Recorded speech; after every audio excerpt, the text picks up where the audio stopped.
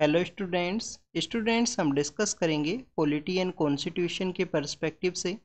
Students, polity and constitution subject का ये हमारा सेकंड क्लास है। फर्स्ट क्लास के अंदर हमने डिस्कस किया था इस सब्जेक्ट के जो इम्पोर्टेंट सोर्सेज हैं यूपीएससी सिविल सर्विस एग्जाम के पर्सपेक्टिव से, उन सभी के बारे में। आप देखिए स्टूडेंट्स, अगर आप सिविल सर्विस एग्जाम का प्रिपरेशन को कैरी करते हो तो आपको इन सब्जेक्ट के रिगार्डिंग में किस तरीके से जो इम्पोर्टेंट सोर्सेज हैं उनको यहाँ पे फॉलो करना है। स्टूडेंट, जो एनसीईआरटी का जो बुक है वो मोस्ट इम्पोर्टेंट है। अगर आपका बेसिक स्ट्रक्चर अच्छे से प्रिपेयर नहीं है तो आप देखिए कि बेसिक पॉलिटी के रिगार्डिंग में जो नॉलेज है अगर आपको नहीं है तो आपको 11th एंड 12th का जो एनसीईआरटी बुक्स हैं उसको अच्छे से रीड करना चाहिए। उसके अलावा स्टूडेंट्स, आप कुछ यहाँ पे जो रेफरेंस बुक है उसको यहाँ पे रेफ़र कर सकते हो। आप देखिए कि काफ़ी सारे जो एस्पिरेंट्स हैं उनके द्वारा एक एम लक्ष्मीकांत सर का बुक है इंडियन पॉलिटी, उसको यहाँ पे रेफ़र किया जाता है। स्टूडेंट्स, इंडियन कॉन्स्टिट्यूशन के पर्सपेक्टिव से जो डी बासु सर हैं उनका भी एक बुक है। इसके अलावा स्टूडेंट्स, पार्लियामेंट के जो चैप्टर्स हैं उनके रिगार्डिंग में हमारे लोकसभा के जो फॉर्मर सेक्रेटरी हैं सुभाष कश्यप सर, उनका भी पार्लियामेंट के पर्सपेक्टिव से एक बुक है। तो इनमें से किसी भी एक बुक को आप यहाँ पे रेफ़र कीजिए, उस बुक को अच्छे से याद करना है, एनसीईआरटी को अच्छे से अंडरस्टैंड करना है। और इसके अलावा स्टूडेंट, जो करंट अफेयर का जो पार्ट है, आप देखिए कि करंट अफेयर का जो पार्ट है वो भी मोस्ट इम्पोर्टेंट है इस सब्जेक्ट के पर्सपेक्टिव से। गवर्नमेंट के द्वारा आप देखिए कि कोई डिसीजन यहाँ पे लिया गया हो, कोई कॉन्स्टिट्यूशनल बॉडी है, नॉन कॉन्स्टिट्यूशनल जो बॉडी है वो न्यूज़ के अंदर हो।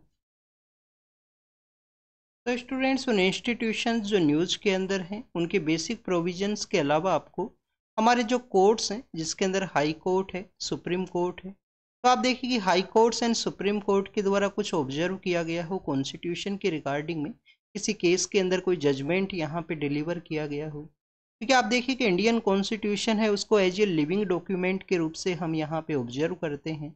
समय समय पे कुछ चेंजेज है वो उसके अंदर यहाँ पे ऐड किया जाता है गवर्नमेंट के द्वारा।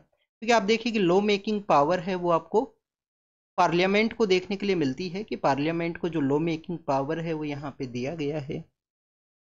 तो उसी वजह से आपको जो न्यूज़पेपर है, करंट अफेयर पार्ट है, उसको यहाँ पे रेफ़र करना है।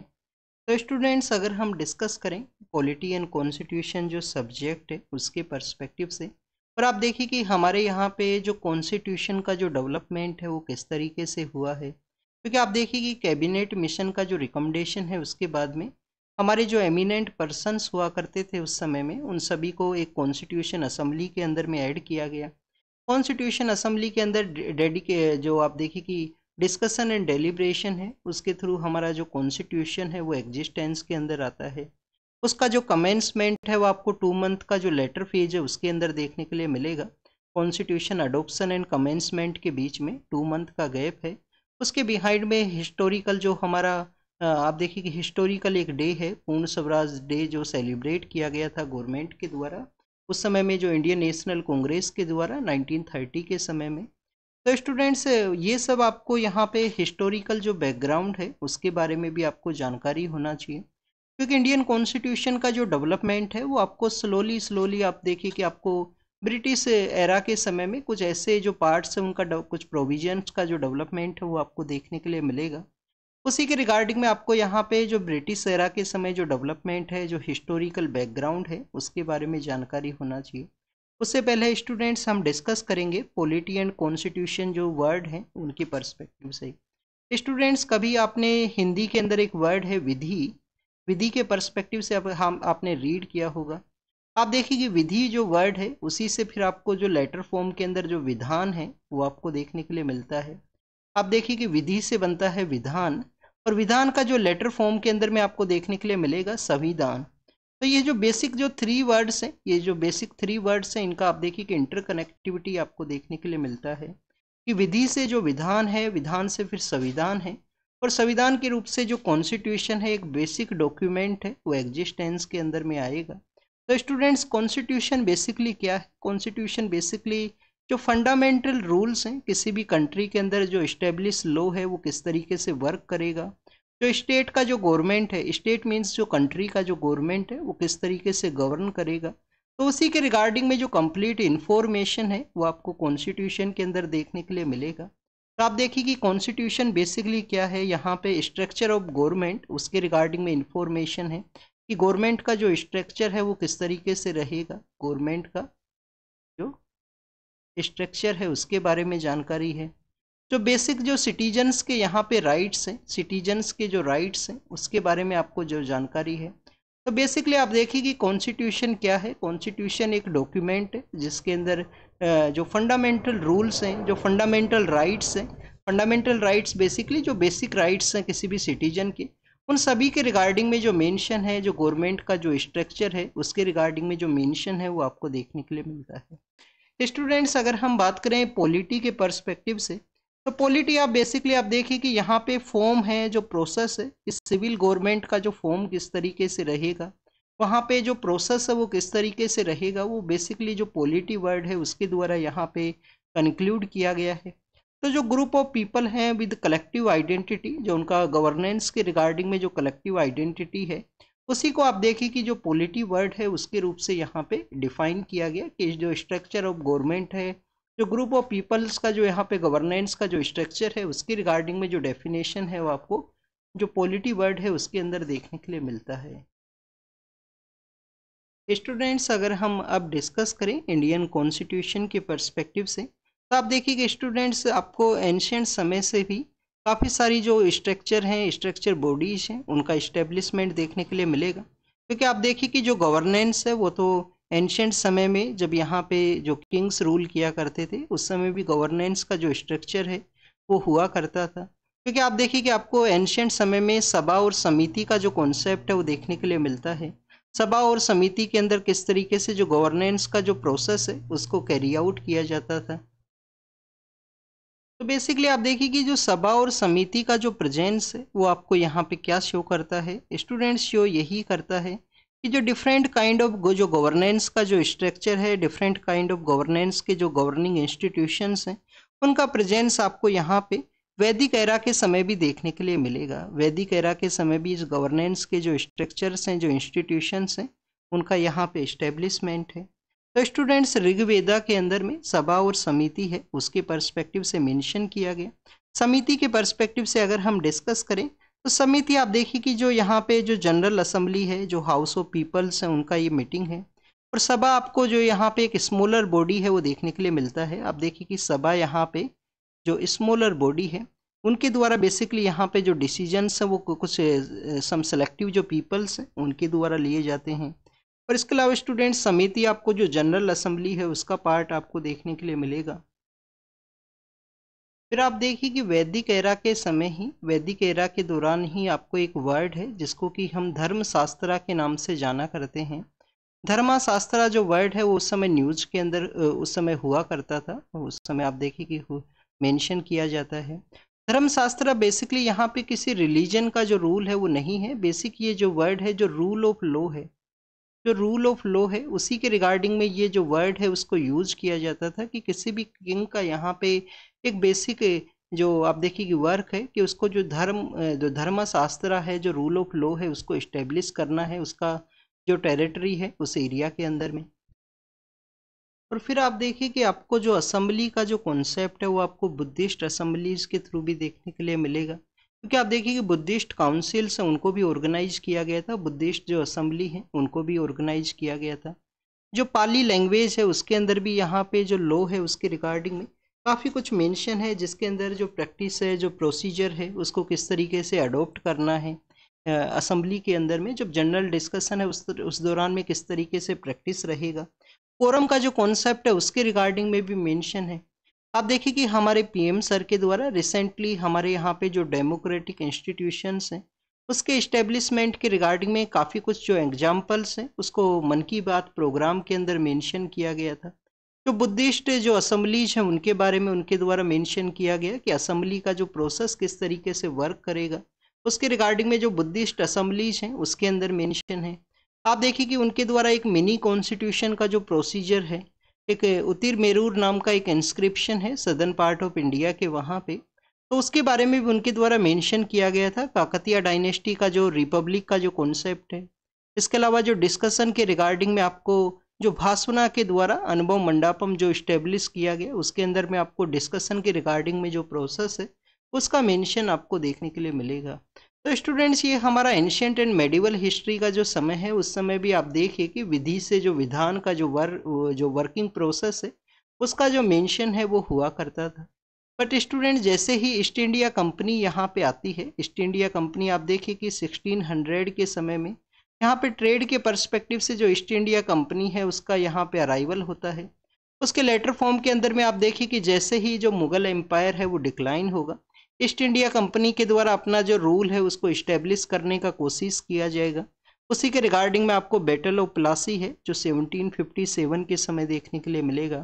और आप देखिए कि बैटल ऑफ प्लासी के लेटर फेज के अंदर में जो बैटल ऑफ बक्सर है, और बैटल ऑफ बक्सर के इस्टेब्लिशमेंट के साथ ही जो फिरमान है वो इश्यू किया जाता है शाह आलम सेकंड के द्वारा।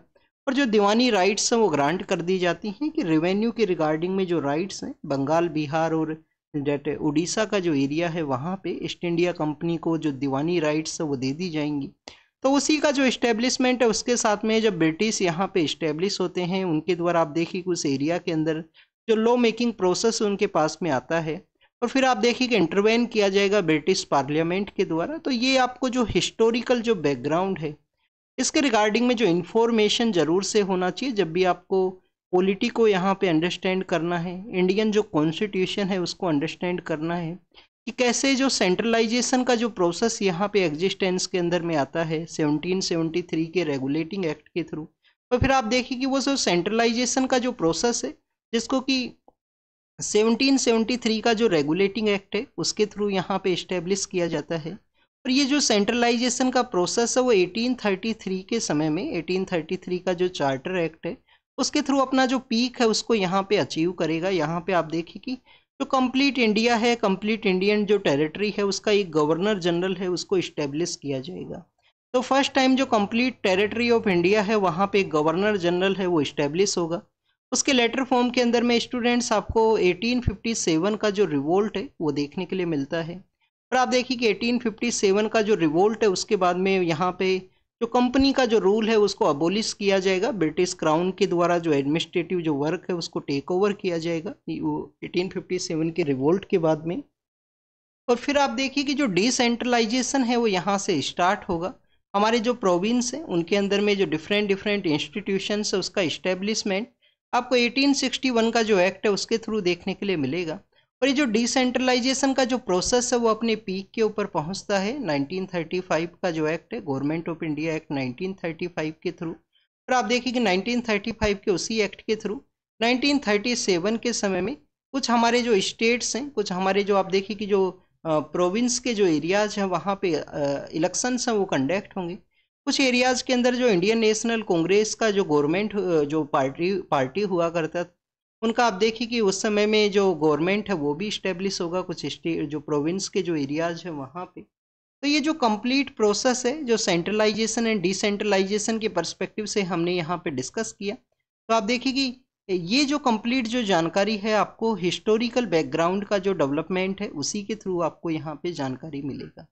तो स्टूडेंट सबसे पहले हम यहाँ पे डिस्कस करते हैं जो मुगल एम्पायर जो हुआ करता था उनका जो डिक्लाइन यहाँ पे किस तरीके से होता है उसके बारे में। क्योंकि आप देखिए कि मुगल एम्पायर का जो डिक्लाइन आप जब रीड करोगे उसी के लेटर फॉर्म के अंदर आप रीड करोगे कि जो लेटर मुगल्स हैं, क्योंकि आप देखिए कि वैसे तो ये हिस्ट्री का पार्ट है, हिस्ट्री के अंदर जब मॉडर्न इंडियन हिस्ट्री को हम रीड करेंगे तो उस समय भी इनको अंडरस्टैंड करेंगे कि किस तरीके से यहाँ पे जो डेवलपमेंट हुआ है।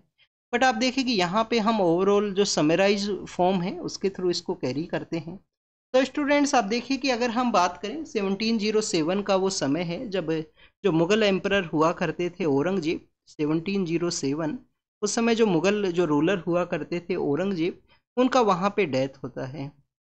स्टूडेंट्स जब औरंगजेब का जब डेथ होता है तो आप देखिए कि उनका काफ़ी ज़्यादा एज हुआ करता था।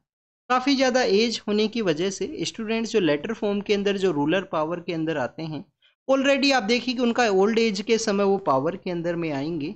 और सडनली आपको यहाँ पे जो मुगल एम्पायर जो है जो कि 1526 के समय बाबर के द्वारा इस्टेब्लिश किया गया और 1707 तक आप देखिए कि काफ़ी सारे रूलर्स यहाँ पे आते हैं। तो उनके थ्रू ये जो मुगल एम्पायर आपको देखने के लिए मिलेगा तो उसके अंदर आपको जो डिक्लाइन है वो यहाँ पे स्टार्ट होता है। काफ़ी सारे जो हिस्टोरियंस हैं उनके द्वारा बताया जाता है कि मुगल एम्पायर का जो डिक्लाइन है वो लेटर फॉर्म के अंदर नहीं हुआ है, उसका जो डिक्लाइन जो है वो औरंगजेब का ही कुछ पॉलिसीज हैं उसकी वजह से भी आपको डिक्लाइन देखने के लिए मिलेगा। तो बेसिकली औरंगजेब का वो कौन सा पॉलिसी था, एक तो आप देखिए कि सोसाइटी के अंदर डिवीजन को क्रिएट करने वाला जो पॉलिसी है, कि सोसाइटी के अंदर जो डिविसिव पॉलिसीज है उनका इस्टेब्लिशमेंट, सोसाइटी के अंदर जो डिविसिव पॉलिसीज हैं वो आपको देखने के लिए मिलती हैं औरंगजेब के समय में। नेक्स्ट आप देखिए कि स्टूडेंट्स उसी दौरान में जो यहाँ पे जो रूलर्स का जो कम्युनिटी है उससे रिलेटेड जो पर्सन्स नहीं है उनके ऊपर टैक्सेशन लगाना, कंटिन्यूस आप देखिए कि उनका ऑपरेशन आपको देखने के लिए मिलेगा, उनके रिगार्डिंग में जो मिलिट्री कैंपेन्स हैं वो भी देखने के लिए मिलते हैं। तो आप देखिए कि स्टूडेंट्स यहाँ पे एक तो सोसाइटी के अंदर डिवीजन क्रिएट करने वाला जो एग्रेसिव उनका पॉलिसीज है, डिविसिव जो पॉलिसीज हैं जहाँ पे एग्रेसिव जो टैक्सेशन है उसको इम्पोज करना। नेक्स्ट अगर हम बात करें स्टूडेंट्स उनका जो कंटिन्यूस एम्पायर है उसको एक्सपेंड करना है। तो आप देखिए कि एक्सपेंशनिस्ट जो पॉलिसीज हैं उनका भी जो इस्टेब्लिशमेंट है वो आपको उसी दौरान में देखने के लिए मिलेगा। वो भी यहाँ पे एक मेन रीजन है जिसकी वजह से उनका जो एम्पायर है उसके अंदर डिक्लाइन होता है। तो कंटिन्यूस मिलिट्री के कैंपेन्स हैं, कंटिन्यूस यहाँ पे सोसाइटी के अंदर डिवाइड है, और सक्सेसर्स जो वहाँ पे इस्टेब्लिशमेंट में आते हैं उनके औरंगजेब की डेथ के बाद में जो सक्सेसर्स आते हैं, तो स्टूडेंट्स जो वीक सक्सेसर का प्रेजेंस होना कि जो यहाँ पे जिनके द्वारा पावर को नेक्स्ट फेज के अंदर कैरी करना है, तो स्टूडेंट्स वीक सक्सेसर्स का जो प्रेजेंस होना वो भी यहाँ पे एक मेन रीजन है जिसकी वजह से कंटिन्यूस जो उनका एम्पायर है वो डिक्लाइन होता है। स्टूडेंट्स लेटर फॉर्म के अंदर आपको देखने के लिए मिलेगा कि इनका आपस के अंदर ही जो बैटल है वो भी देखने के लिए मिलता है पावर को टेक ओवर करने के रिगार्डिंग। आप देखिए कि औरंगजेब के द्वारा भी जब पावर को टेक ओवर किया गया था, इनका जो पावर का जो टेक ओवर का जो समय है 1658 का समय है, तो आप देखिए कि इनके द्वारा भी जो सक्सेशन का जो बैटल्स हैं वो लड़ी गई थी अपने जो ब्रोदर्स हैं जिसके अंदर मुराद हैं, मुराद के अलावा आप देखिए कि मुराद के अलावा उनके जो ब्रोदर हैं वो आपको बेसिकली यहाँ पे सूजा हैं, सूजा के अलावा आप देखिए कि उनके जो ब्रोदर हैं दारा हैं, दारा सबसे बड़े जो भाई है वो हुआ करते थे। दारा सिको आपको काफ़ी बार न्यूज़ के अंदर भी देखने के लिए मिलते हैं। तो आप देखिए कि इन ब्रोदर्स को डिफीट करने के बाद ही उनके द्वारा पावर है उसको टेक ओवर किया गया था। तो ये जो वीक सक्सेसर का जो पॉलिसी है, आपस में जो इंटरनल जो बैटल्स हैं वो आपको इन्हीं का जो पावर का जो टेक ओवर है उसी के समय से देखने के लिए मिलेगा। तो स्टूडेंट्स इस तरीके से जो वहाँ पे जो एम्पायर है वो डिक्लाइन होगा। एम्पायर के डिक्लाइन होने के साथ ही आपको देखने के लिए मिलता है कि जो औरंगजेब का जब डेथ होता है, तो आप देखिए कि उस समय भी जो दिल्ली है वो वन ऑफ द मेजर जो पावर सेंटर है वो हुआ करता था। ईस्टर्न जो हेमिस्फेयर का एरिया है हमारे अर्थ का, तो आप देखिए कि जो ईस्टर्न हेमिस्फेयर का जो एरिया है वहाँ पे दिल्ली स्टिल आपको वन ऑफ द मेजर जो पावर सेंटर है वो देखने के लिए मिलता है 1707 के समय में। अब स्टूडेंट्स आप देखिए कि 1765 का वो समय है जब यहाँ पे जो बक्सर का जो बैटल है जिसके थ्रू जो दीवानी राइट्स हैं वो ली जाती हैं। 1765 का वो समय है, 1765 का वो समय है जब यहाँ पे दीवानी राइट्स हैं वो ली जाएंगी बक्सर के थ्रू में। तो आप देखिए कि इतना जो कम समय है, जो अराउंड द अगर हम बात करें 59 ईयर्स का जो समय है, उस समय जो पावर है उसको टेक ओवर कर लिया गया एक अदर जो कंपनी है उसके द्वारा। इतना जो आप देखिए कितना बड़ा जो एम्पायर हुआ करता था उसका कंप्लीटली जो डिक्लाइन है वो आपको देखने के लिए मिलेगा लेटर फेज के अंदर में। और स्टूडेंट्स इसी दौरान में आपको काफ़ी सारे जो फॉरेन जो इन्वेजन है वो भी आपको देखने के लिए मिलेगा। आप देखिए कि फॉरेन इन्वेजन आपको किस तरीके से देखने के लिए मिलता है। 1738 के समय में, 1738 के समय आप देखिए नादिर शाह के द्वारा अटैक किया जाता है। जो पर्सियन पर्सन है नादिर शाह के द्वारा अटैक किया गया।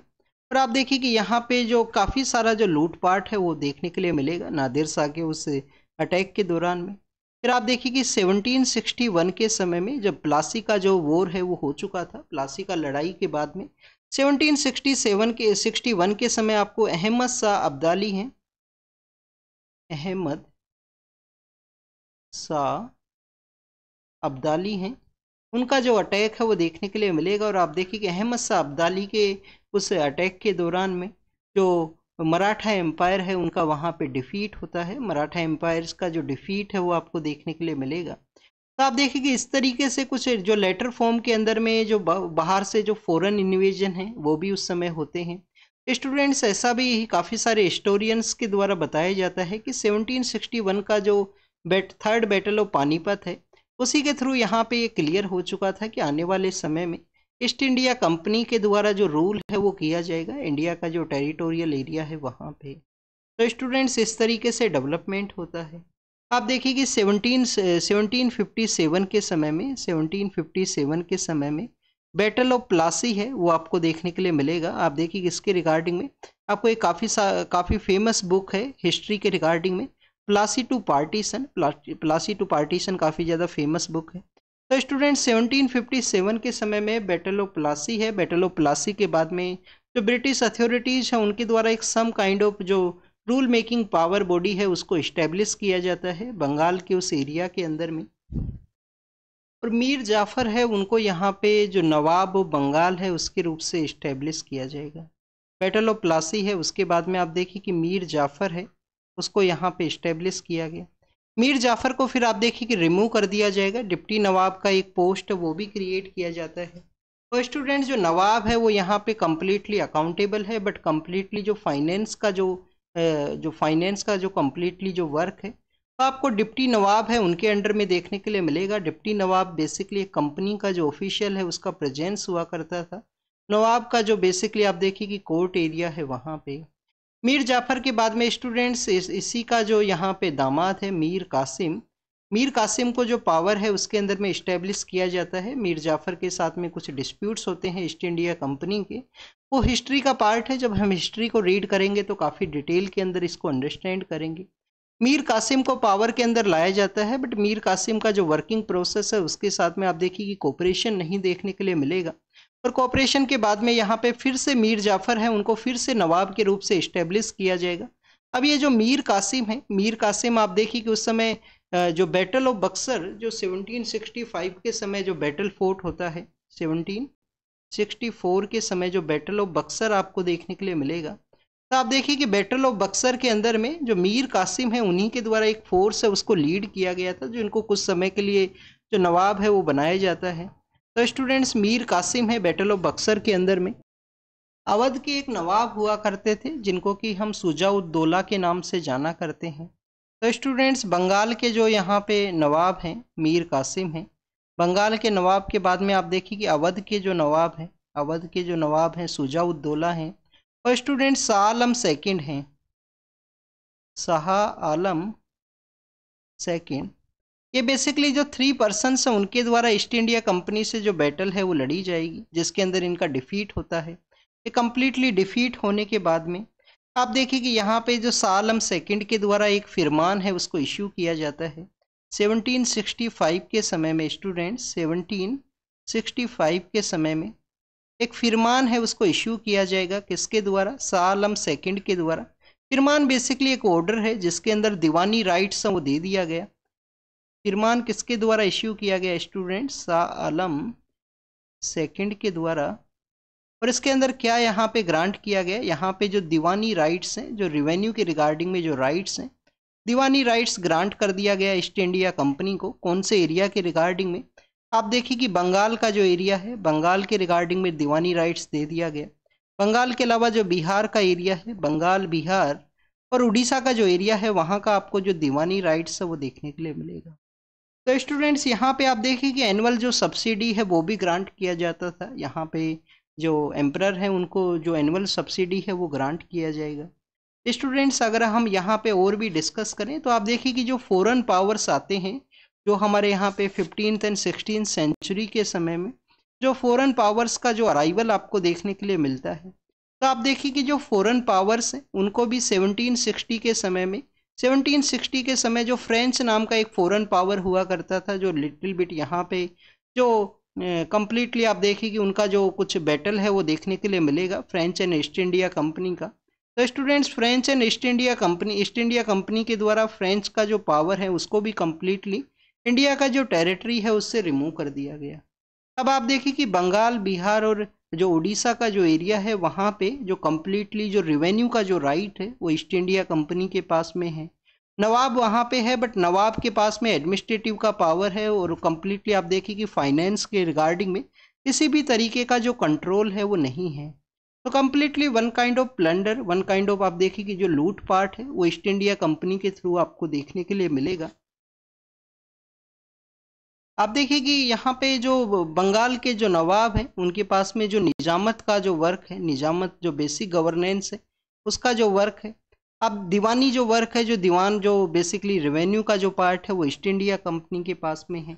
तो ये जो डबल गवर्नमेंट है उसको इस्टेब्लिश किया गया रॉबर्ट क्लाइव के द्वारा। रॉबर्ट क्लाइव नाम के जो ईस्ट इंडिया कंपनी के जो ऑफिशियल हैं उनके द्वारा इस जो डबल गवर्नमेंट का जो कॉन्सेप्ट है उसको यहाँ पे इस्टेब्लिश किया गया। डबल गवर्नमेंट के अंदर बेसिकली यही है कि जो नवाब हैं वो एक फिगर हेड हैं, कंपनी के पास में दीवानी राइट है, फाइनेंशियल राइट्स हैं, जो मेनली यहाँ पे जो पावर है वो कंपनी के पास में है। तो स्टूडेंट्स जो नवाब ऑफ बंगाल हैं वो क्या है, यहाँ पे नवाब ऑफ बंगाल आपको एक वन काइंड ऑफ जो फिगर हेड हैं वो आपको देखने के लिए मिलेंगे। आप देखिए कि one kind of figure head है नवाब वहाँ पे। नेक्स्ट अगर हम डिस्कस करें स्टूडेंट्स, इसी दौरान में जो इंग्लैंड का जो एरिया है जहाँ से जो कंपनी का जो ओरिजिन है वहाँ पे आप देखिए कि little bit kind of attention है ईस्ट इंडिया कंपनी के रिगार्डिंग में, जो डिस्कशन है वो स्टार्ट होता है। कैसे ईस्ट इंडिया कंपनी के जो ऑफिशियल्स हैं उनका जो वेल्थ है उसके रिगार्डिंग में जो डिस्कशन है, इंग्लिश ईस्ट इंडिया जो इंग्लैंड का जो आप देखिए कि जो रूल करने वाला जो क्लास है वहाँ पे इस तरीके का जो डिस्कशन है वो आपको देखने के लिए मिलेगा उसी दौरान में। तो स्टूडेंट 1767 का वो समय है, 1767 के समय में ब्रिटिश पार्लियामेंट के वहाँ पे फर्स्ट टाइम आप देखिए कि फर्स्ट टाइम इस तरीके से डिस्कशन देखने के लिए मिलेगा कि यहाँ पे जो गवर्नमेंट है उसको इंटरवेन करने का ज़रूरत है ईस्ट इंडिया कंपनी का जो वर्क है उसके रिगार्डिंग में। ईस्ट इंडिया कंपनी के द्वारा जिस तरीके से जो लार्ज एरिया है उसको कंट्रोल किया गया है इंडिया के अंदर में, इंडिया के अंदर आप देखिए कि बंगाल है, बिहार है, उड़ीसा है, उस एरिया को कंट्रोल किया गया है। तो उस एरिया के अंदर में जो प्लंडर उनके द्वारा किया गया है, जो लूटपाट है, जो रिवेन्यू वहाँ पे कलेक्ट किया गया है, तो उसके रिगार्डिंग में कुछ शेयर हैं उसके द्वारा कंपनी के द्वारा शेयर को यहाँ पे दिया जाए पार्लियामेंट को। तो 1767 का जो उस डिमांड के पर्सपेक्टिव से अगर हम डिस्कस करें तो फर्स्ट टाइम पार्लियामेंट को यहाँ पे इंटरवेन करने के रिगार्डिंग में रिक्वेस्ट किया गया। कंपनी का जो इमेंस वेल्थ है, बंगाल का जो इमेंस वेल्थ है उसको देखते हुए फर्स्ट इंटरवेन का जो रिक्वेस्ट है, फर्स्ट इंटरवेन का जो रिक्वेस्ट है वो आपको देखने के लिए मिलेगा इसी दौरान में। आप देखिए कि कंपनी का जो शेयर है उसके अंदर में शेयर का जो यहाँ पे कुछ हिस्सा है वो मांगा गया उसी समय में 1767 के समय में। डबल गवर्नमेंट का जो स्ट्रक्चर जो कि रॉबर्ट क्लाइव के द्वारा स्टार्ट किया गया था, आप देखिए कि नवाब एंड डिप्टी नवाब का जो कॉन्सेप्ट है, जो कंपनी का जो यहाँ पे पर्सन है, कोर्ट के अंदर प्रेजेंस है, हर एक एरिया के रिगार्डिंग में उनका जो बेसिकली इंटरवेंशन है। तो आप देखिए कि जो डबल गवर्नमेंट का जो यहाँ पे कॉन्सेप्ट जो रॉबर्ट क्लाइव के द्वारा स्टार्ट किया गया वो इनके जो सक्सेसर्स जो पावर के अंदर में आते हैं, जिसके अंदर आप देखिए कि वीरेल लेस्ट हैं, इसके अलावा कार्टियर नाम के जो पर्सन हैं, वीरेल लेस्ट हैं, कार्टियर नाम के जो पर्सन हैं, उनके थ्रू भी आप देखिए कि ये जो कंटिन्यूस देखने के लिए मिलेगा डबल गवर्नमेंट का जो प्रोसेस है वो आपको कंटिन्यूस देखने के लिए मिलता है कि नवाब है जो फिगर हेड है, डिप्टी नवाब है जो इंग्लिश एक रेजिडेंट है, जो कि कहाँ पे दरबार के अंदर सिचुएटेड है और डिसाइड करता है हर एक मेजर इंपॉर्टेंट जो डिसीजन है उसके रिगार्डिंग में। तो आप देखिए कि जो यहाँ पे जो बेसिकली अगर हम डबल गवर्नमेंट के स्ट्रक्चर के बारे में बात करें, नवाब है जो बेसिकली क्या है, बेसिकली आप देखिए कि एक फिगर हेड है। इसके अलावा स्टूडेंट्स यहाँ पे आपको देखने के लिए मिलेगा डिप्टी नवाब, जो हमारे यहाँ पे डिप्टीज़ का जो पोस्ट है, आप देखिए कि आपने डिप्टी एसपी है, डिप्टी कलेक्टर है, ये जो डिप्टी वर्ड का जो ओरिजिन है वो भी आपको इंग्लिश एरा के समय ही देखने के लिए मिलता है। तो जो यहाँ पे डिप्टी नवाब है वो कौन है, डिप्टी नवाब एक इंग्लिश रेजिडेंट है, इंग्लिश रेजिडेंट है, कहाँ पे है, दरबार के अंदर में, एट द दरबार के अंदर है, और उनके द्वारा आप देखिए कि डिसाइड किया जाता है एवरी इम्पोर्टेंट मैटर है, एवरी जो इम्पोर्टेंट मैटर है उसके अंदर में उनका इंटरवेंशन है वो देखने के लिए मिलेगा। तो आप देखिए कि जो रॉबर्ट क्लाइव के द्वारा जो स्टार्ट किया गया उसका कंटिन्यूशन है। यहाँ पे उनके बाद में जो ऑफिशियल्स पावर के अंदर में आते हैं, ये आते हैं बेसिकली 1767 से लेकर 1769 का जो समय है उस समय तक पावर के अंदर रहेंगी। कार्टियर का जो पावर है वो आपको 69 से लेकर 1769 से लेकर 72 तक आपको देखने के लिए मिलेगा। और आप देखिए कि उसके लेटर फॉर्म के अंदर में आपको यहाँ पे जो वॉरेन हेस्टिंगस है वो पावर के अंदर आएंगे। तो स्टूडेंट्स, आज का जो हिस्टोरिकल जो बैकग्राउंड है उसी के पर्सपेक्टिव से अगर हम डिस्कस करें तो आप देखिए कि जो पार्लियामेंट्री इंस्टीट्यूशंस हैं जिनके बारे में हम रीड करते हैं, जो पार्लियामेंट्री इंस्टीट्यूशंस हैं, जो आप देखिए कि हम लेजिस्लेटिव इंस्टीट्यूशंस के बारे में डिस्कस करते हैं मॉडर्न टाइम्स के अंदर में, उन सभी का जो ओरिजिन है वो आपको ब्रिटिश एरा के अंदर देखने के लिए मिलता है। तो स्टूडेंट्स, हम जो डिस्कस करते हैं पार्लियामेंट्री इंस्टीट्यूशंस, इसके अलावा अगर हम जो डिस्कस करते हैं लेजिस्लेटिव इंस्टीट्यूशंस के बारे में,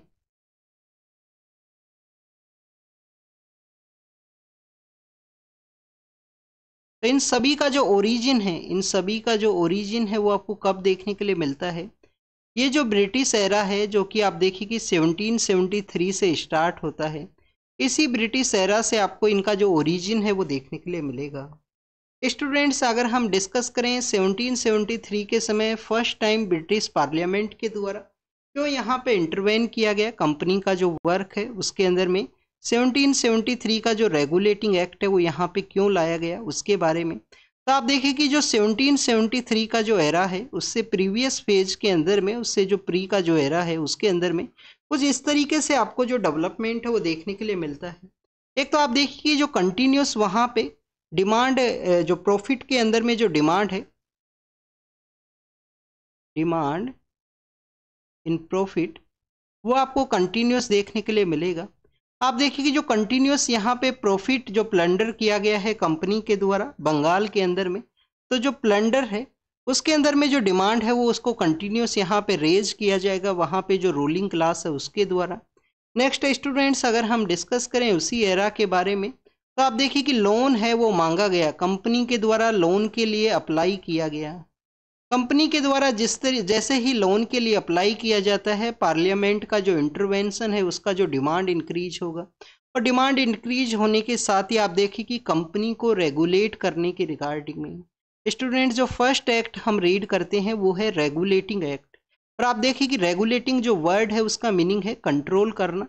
तो कंपनी को कंट्रोल करने के पर्सपेक्टिव से फर्स्ट कानून आता है उस समय में, जिसको कि हम किसके नाम से जाना करते हैं? Regulating act of 1773। 1773 का जो रेगुलेटिंग एक्ट आता है, कंपनी को फर्स्ट टाइम कंट्रोल किया गया, पहली बार ब्रिटिश पार्लियामेंट के द्वारा कुछ डिसीजन है वो लिया गया उस एक्ट के थ्रू में, और उन डिसीजंस का जो आपको लेटर फॉर्म के अंदर भी आप देखिए कि एक्सपेंड है वो देखने के लिए मिलता है। तो फर्स्ट यहाँ पे जो कंपनी का जो रूल है जिसके अंदर 1773 का जो रेगुलेटिंग एक्ट है, आप देखिए कि रेगुलेटिंग एक्ट ऑफ 1773, यहाँ से आपको जो कंपनी का जो रूल है 1850 तक 58 तक का जो समय है, यहाँ तक आपको जो रूल है वो कंपनी का देखने के लिए मिलेगा। स्टूडेंट्स, उसके लेटर फेज के अंदर जो क्राउन है उसके द्वारा पावर है उसको टेक ओवर किया जाएगा। तो आप देखिए कि ये कंपनी का रूल है 1773 से लेकर 1858 का जो समय है वहाँ तक।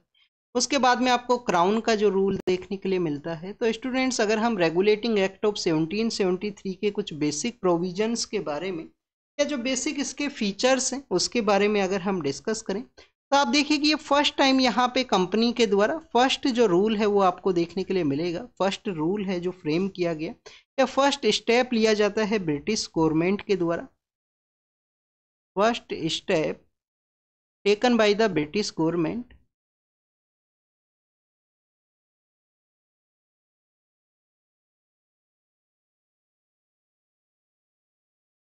स्टूडेंट्स। फर्स्ट स्टेप लेने के साथ ही आप देखिए कि यहाँ पे इसके अंदर में कंपनी के जो अफेयर्स हैं उनको रेगुलेट किया गया। फर्स्ट स्टेप लिया गया है ब्रिटिश गवर्नमेंट के द्वारा टू कंट्रोल एंड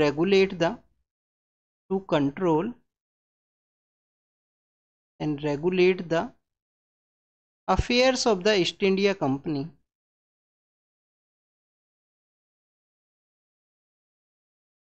नेक्स्ट अगर हम डिस्कस करें स्टूडेंट्स इसी एक्ट के थ्रू में आप देखिए कि कंपनी के जो पॉलिटिकल रूल्स हैं, जो पॉलिटिकल डोमेन है, उसको रिकॉग्नाइज किया गया। कंपनी के जो एडमिनिस्ट्रेटिव फंक्शंस हैं उसको भी यहाँ पे रिकॉग्नाइज किया गया। तो आप देखिए कि इस एक्ट के थ्रू में इस this act it recognise the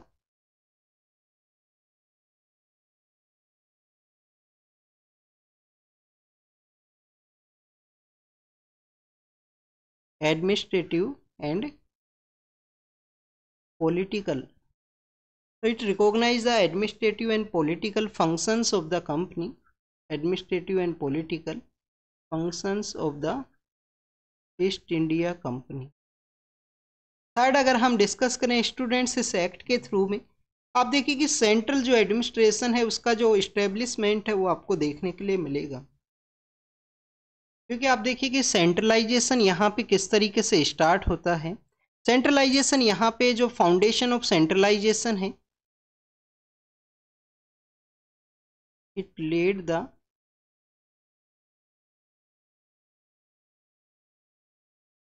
foundation of central administration. तो आप देखिए कि जो सेंट्रलाइजेशन है वो यहाँ पे किस तरीके से स्टार्ट होगा, क्योंकि हमारे कंट्री के अंदर उस समय में जो अदर जो प्रेसिडेंसी है उनका भी रूल आपको देखने के लिए मिलता है, जिसके अंदर बॉम्बे प्रेसिडेंसी है, बॉम्बे का जो एरिया है वो रूल किया जाता था बॉम्बे प्रेसिडेंसी के द्वारा। जो सदर्न पार्ट का एरिया है वो आपको मद्रास प्रेसिडेंसी के थ्रू देखने के लिए मिलता है। तो आप देखिए कि यहाँ पे इस रूल के थ्रू रेगुलेटिंग एक्ट ऑफ 1773 के थ्रू जो बॉम्बे प्रेसिडेंसी है और मद्रास प्रेसिडेंसी है उसको सबॉर्डिनेट है वो बना दिया जाता है बंगाल का जो प्रेसिडेंसी है उसके अंडर में।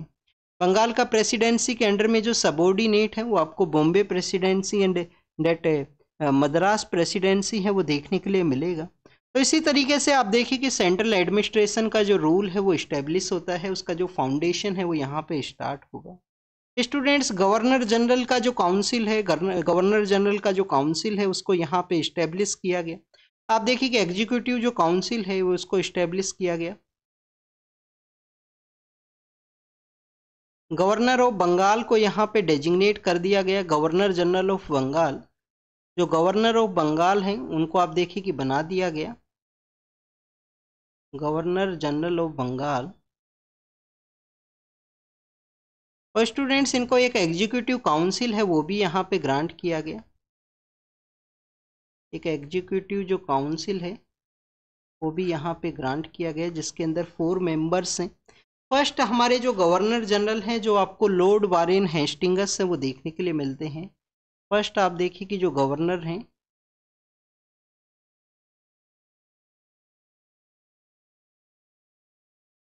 लॉर्ड वारेन हेस्टिंग्स हैं, उनको first governor general of Bengal के रूप से इस्टेब्लिश किया जाता है। स्टूडेंट्स हमने सबॉर्डिनेशन ऑफ डेट यहाँ पे बॉम्बे और मद्रास प्रेसिडेंसी है उसके बारे में रीड किया। अर्लियर ये जो प्रेसिडेंसी है वो आप देखिए कि इंडिपेंडेंट है वो हुआ करती थी। स्टूडेंट्स इसके अलावा आप देखिए कि एक सुप्रीम कोर्ट का भी इस्टेब्लिशमेंट होता है, सुप्रीम कोर्ट को भी इस्टेब्लिश किया गया। अब यहाँ पे आपको याद रखना है कि 1773 का जो रेगुलेटिंग एक्ट है उसके थ्रू सुप्रीम कोर्ट का इस्टेब्लिशमेंट हुआ है, हाई कोर्ट का जो इस्टेब्लिशमेंट है वो नहीं हुआ है।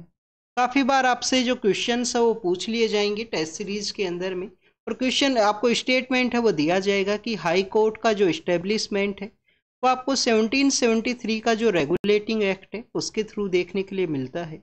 बट आप देखिए कि सुप्रीम कोर्ट का इस्टेब्लिशमेंट है, हाई कोर्ट का जो इस्टेब्लिशमेंट है वो नहीं है। स्टूडेंट सुप्रीम कोर्ट का जो रूल एडमिनिस्ट्रेटिव जो प्रोसेस है उसके रिगार्डिंग में 1 चीफ जस्टिस एंड 3 अदर जजेज हैं उनको भी वहाँ पे इस्टेब्लिश किया गया। आप देखिए कि 1 जो चीफ जस्टिस हैं, 1 यहाँ पे चीफ जस्टिस हैं और 3 अदर जो जजेज हैं उनका जो इस्टेब्लिशमेंट है वो कोर्ट का जो प्रोसेस है उसके रिगार्डिंग में देखने के लिए मिलेगा। आप देखिए कि सुप्रीम कोर्ट का जो ज्यूरिसडिक्शन है, गवर्नर जनरल का जो यहाँ पे एग्जीक्यूटिव काउंसिल है, उनके डिसीजन के रिगार्डिंग में उनके यहाँ पे कुछ डिफरेंसेज हैं वो क्रिएट होंगे। उसी के पर्सपेक्टिव से आप देखिए कि 1781 के समय एक पार्लियामेंट के द्वारा एक अमेंडिंग एक्ट है उसको भी पास किया जाएगा, क्योंकि गवर्नर जनरल का जो काउंसिल है उसके अंदर डिसीजन मेकिंग के रिगार्डिंग में यहाँ पे जो कुछ डिफरेंसेज हैं वो क्रिएट होते हैं। सुप्रीम कोर्ट का जो इस्टेब्लिशमेंट है उसका जो ज्यूरिसडिक्शन के अंदर क्या कंपनी के ऑफिशियल्स को भी कवर किया जाएगा। उसी के रिगार्डिंग में जो डिफरेंसेज है उसको आप देखिए कि जो अमेंडिंग एक्ट ऑफ 1781 है उसके थ्रू उनको चेंज है वो किया जाता है। स्टूडेंट्स यहाँ पे जो सर्वेंट ऑफ द कंपनी है, जो कंपनी के जो ऑफिशियल्स हैं, उनको आप देखिए कि जो प्राइवेट ट्रेड है, क्योंकि आप देखिए कि 1767 के समय में कंपनी के द्वारा जब लोन के लिए अप्लाई किया जाएगा और कंपनी के जो ऑफिशियल्स हैं वो कंटिन्यूस प्रॉफिट के अंदर में आपको देखने के लिए मिलते हैं। तो आप देखिए कि वो जो ब्रिटिश का जो एरा है, जो वहाँ पे ब्रिटेन के वहाँ पे जो पार्लियामेंट के अंदर डिस्कशन के अंदर आपको ये देखने के लिए मिलेगा कि कंपनी के जो ऑफिशियल्स हैं वो कंटिन्यूस प्रॉफिट बना रहे हैं, कंपनी के द्वारा कंटिन्यूस लोन के लिए अप्लाई किया गया है। तो ये जो प्राइवेट ट्रेड है जिसके थ्रू उनके द्वारा अपना पर्सनल वर्क को कैरी आउट किया जाता है, इसको प्रोहिबिट करने का समय है। तो स्टूडेंट्स उसी जो प्राइवेट ट्रेड है, जो यहाँ पे जो लोकल पर्सन्स हैं, जो नेटिव पर्सन्स हैं, उनसे किसी तरीके का प्रेजेंट को लेना, किसी तरीके का ब्राइब को लेना, इन सभी एक्टिविटीज़ को प्रोहिबिट किया गया था 1773 का इस रेगुलेटिंग एक्ट के थ्रू में। तो स्टूडेंट्स सुप्रीम कोर्ट के बाद में आप देखिए कि जो कंपनी के ऑफिशियल्स हैं, ईस्ट इंडिया कंपनी के जो ऑफिशियल्स हैं, उनके रिगार्डिंग में ये बेसिकली जो प्रोविज़न है उसको ऐड किया गया कि कंपनी के जो सर्वेंट्स हैं, ईस्ट इंडिया कंपनी के जो सर्वेंट्स हैं, उनके द्वारा किसी भी तरीके का जो प्राइवेट ट्रेड है उसके अंदर वो इंगेज नहीं हो सकते हैं। प्राइवेट ट्रेड है वो इनके द्वारा नहीं कैरी आउट किया जाएगा। इसके अलावा आप देखिए कि प्राइवेट ट्रेड के अलावा जो लोकल जो जमींदार हैं, लोकल जो पर्सन्स हैं, उनके साथ में किसी भी तरीके का प्रेजेंट और ब्राइब लेना, प्रेजेंट और ब्राइब का यहाँ पे लेना, उसको भी कम्प्लीटली जो बैन है वो किया गया। ब्राइब एंड प्रेजेंट्स हैं उसको भी कम्प्लीटली जो बैन है वो किया गया इस एक्ट के थ्रू में। और आप देखिए कि यहाँ पे कंपनी के ऊपर जो कंट्रोल है उसको स्ट्रेंथन करने के पर्सपेक्टिव से यहाँ पे जो कोर्ट ऑफ डायरेक्टर्स है उसको इस्टेब्लिश किया जाता है। कोर्ट ऑफ डायरेक्टर्स कंपनी का एक गवर्निंग बॉडी आपको देखने के लिए मिलेगा। आप देखिए कि कोर्ट ऑफ डायरेक्टर्स है उसको यहाँ पे इस्टेब्लिश किया गया। वन काइंड ऑफ कंपनी का जो गवर्निंग बॉडी है, वन काइंड ऑफ कंपनी का जो गवर्निंग बॉडी है उसके रूप से यहाँ पे इस्टेब्लिश किया जाता है। स्टूडेंट्स ये जो गवर्निंग बॉडी है, इस गवर्निंग बॉडी के थ्रू आप देखिए कि रेवेन्यू, सिविल और मिलिट्री अफेयर्स है इंडिया के अंदर में, उसके रिगार्डिंग में आपको देखिए कि कंपनी का जो रिपोर्ट है वो कोर्ट ऑफ डायरेक्टर्स के थ्रू देखने के लिए मिलेगा।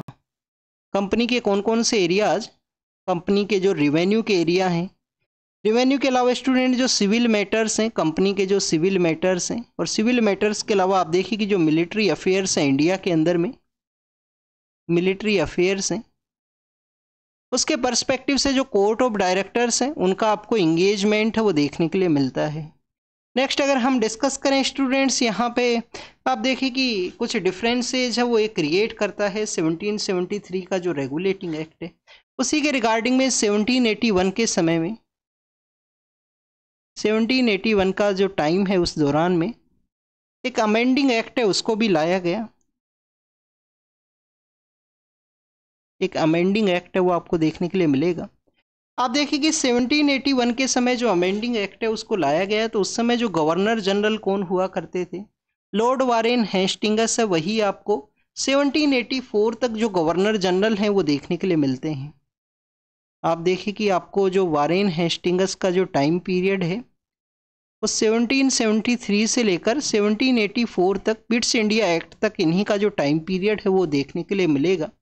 तो अमेंडिंग एक्ट के थ्रू यहाँ पे जो सर्वेंट्स ऑफ द कंपनी हैं, जो कंपनी के जो सर्वेंट्स हैं, उनको जो एग्जेम्पशन है वो प्रोवाइड कर दिया गया सुप्रीम कोर्ट से।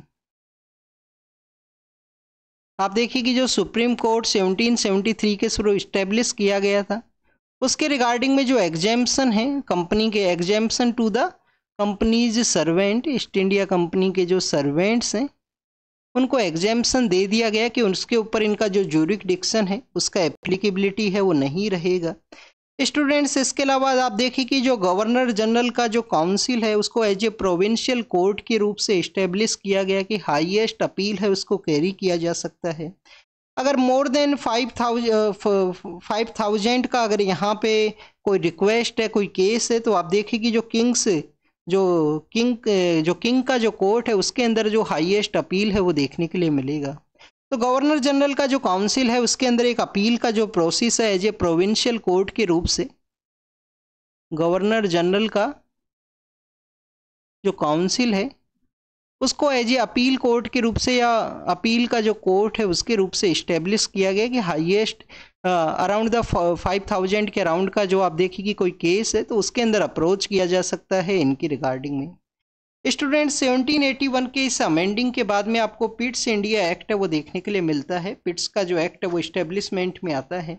पिट्स इंडिया एक्ट के थ्रू भी कुछ डिसीजंस हैं वो लिए जाते हैं उस दौरान में। पिट्स इंडिया एक्ट के थ्रू भी आपको कुछ डिसीजंस देखने के लिए मिलेगा। आप देखिए कि 1781 का ये जो अमेंडिंग एक्ट है इसको एक्ट ऑफ सेटलमेंट के नाम से भी जाना करते हैं क्योंकि जो भी डिस्प्यूट्स थे वो यहाँ पे सेटल किए गए थे। इसको आप देखिए कि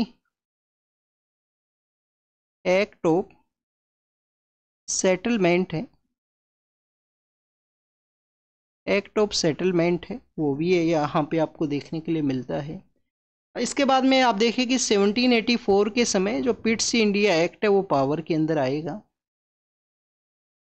1784 के समय आपको जो पिट्स इंडिया एक्ट है वो देखने के लिए मिलता है। पिट्स इंडिया एक्ट आप देखिए कि one of the important act है। किस तरीके से यहाँ पे जो डेवलपमेंट होता है, कैसे कंपनी के जो पॉलिटिकल फंक्शंस हैं, जो कॉमर्शियल फंक्शंस है उसको डिस्टिंग्विश किया गया था उस एक्ट के थ्रू में।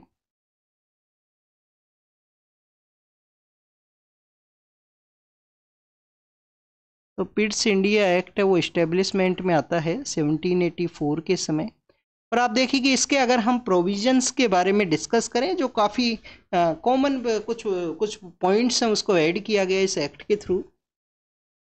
एक स्टूडेंट्स यहाँ पे एक न्यू डिपार्टमेंट है उसको सेटअप किया जाता है इंग्लैंड के वहाँ पे, जिसके थ्रू आप देखिए कि ड्यूल सिस्टम ऑफ गवर्नमेंट है।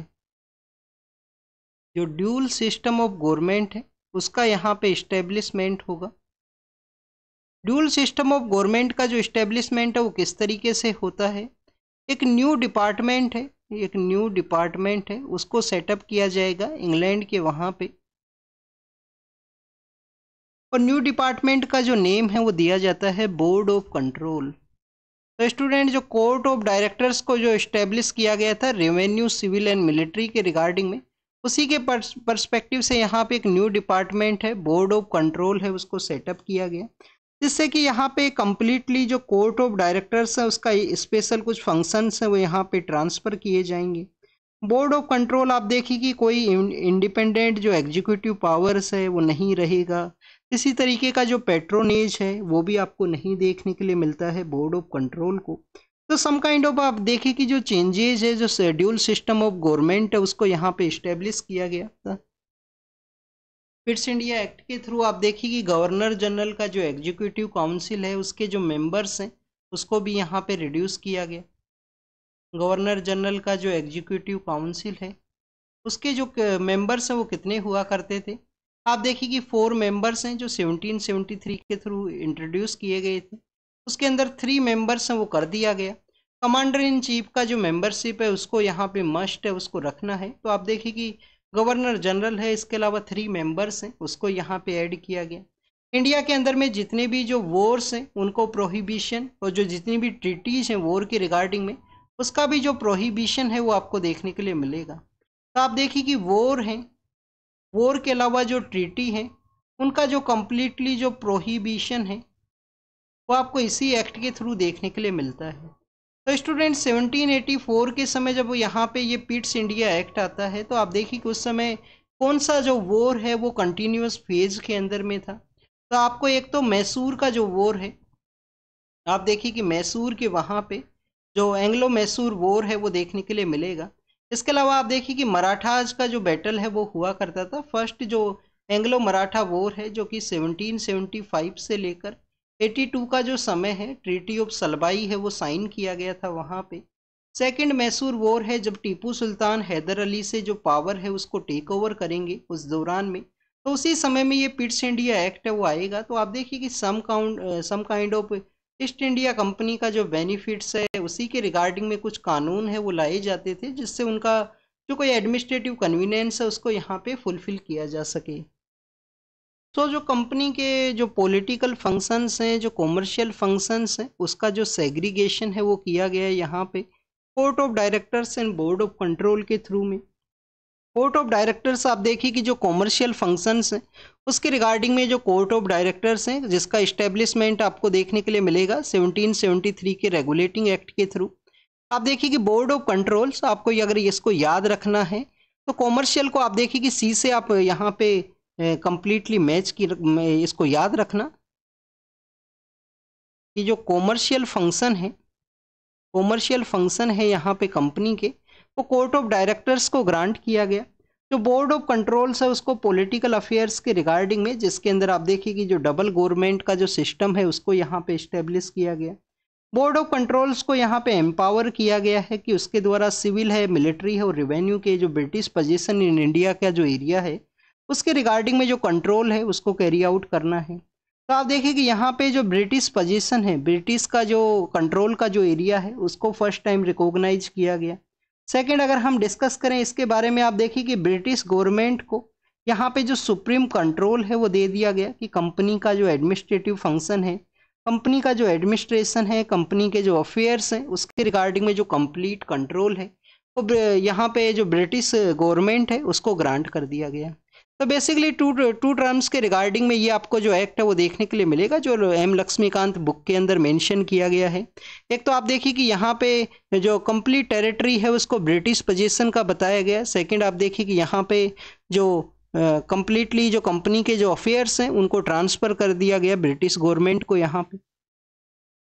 स्टूडेंट्स, नेक्स्ट अगर हम यहाँ पे डिस्कस करें तो 1786 के समय भी एक जो लॉ है वो यहाँ पे आता है। आप देखिए कि लॉर्ड वारेन हेस्टिंग्स का जो टाइम पीरियड है वो कंप्लीट हो चुका है। 1786 के समय कॉर्नवालिस नाम के एक पर्सन है जो कि काफ़ी पावरफुल जो फैमिली है उससे बिलोंग किया करते थे। जो अमेरिकन रिवॉल्यूशन है उसके समय यूएस के वहाँ पे उनका पोस्टिंग है वो हुआ करता था, बाद में उसको इंडिया के लिए ट्रांसफ़र किया गया।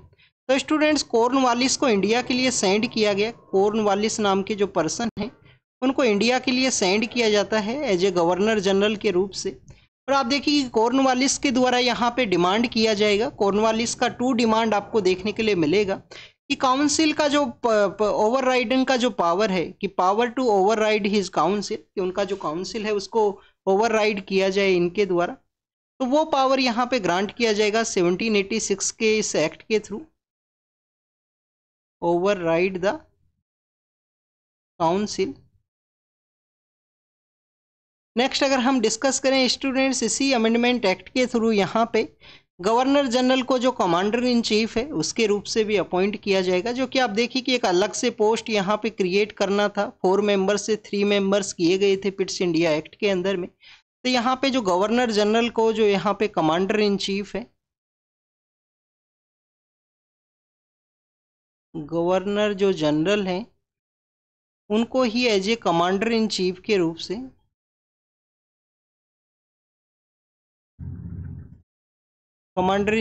रूप से अपॉइंट करना है। उन्हीं के द्वारा कंप्लीटली जो वर्क है उसको कैरी आउट किया जाएगा। स्टूडेंट्स, इसके लेटर फेज के अंदर में आपको चार्टर एक्ट ऑफ 1793 है। आप देखिए कि जो चार्टर एक्ट है समय समय पे 20 ईयर्स का गैप है, मिडिल पार्ट के अंदर कुछ अमेंडमेंट्स है उनको लाया गया है।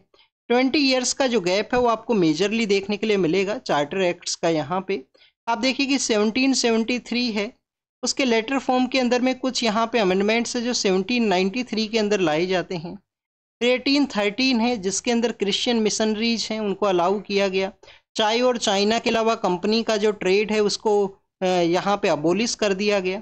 फिर 1833 है, आप देखिए कि कंपनी का कंप्लीटली जो ट्रेड है, कंप्लीटली जो एडमिनिस्ट्रेटिव बॉडी है उसके रूप से 1883 के समय इस्टेब्लिश किया जाता है कंपनी को। 1793 के अगर हम इस चार्टर एक्ट के बारे में डिस्कस करें तो आप देखिए कि जो कॉमर्शियल प्रिविलेज हैं, जो कंपनी के जो कॉमर्शियल प्रिविलेज हैं उसको 20 ईयर्स का जो एक्सटेंशन है वो यहाँ पे ग्रांट किया गया। कंपनी के जो कॉमर्शियल प्रिविलेज हैं उसको 20 ईयर्स का जो एक्सटेंशन है वो आपको देखने के लिए मिलेगा। और आप देखिए कि यहाँ पे एक one of the most important change है कि कंपनी के जो सर्वेंट्स हैं, कंपनी के जो सर्वेंट्स हैं, सर्वेंट्स ऑफ द कंपनी, उनका जो सैलरी यहाँ पे ग्रांट करना होगा। Servants of the East India company, उनको जो सैलरी यहाँ पे ग्रांट करना होगा वो सैलरी रहेगा इंडियन रिवेन्यू से। जो इंडियन रिवेन्यू है उसी के थ्रू आप देखिए कि उनको यहाँ पे जो सैलरी है वो ग्रांट करना है। 1813 के अगर हम इस एक्ट के पर्सपेक्टिव से डिस्कस करें तो आप देखिए कि स्टूडेंट्स इंडिया में आपको जो सोशल रिफॉर्म्स का जो मूवमेंट है, सोशल रिफॉर्म मूवमेंट आपको देखने के लिए मिलते हैं।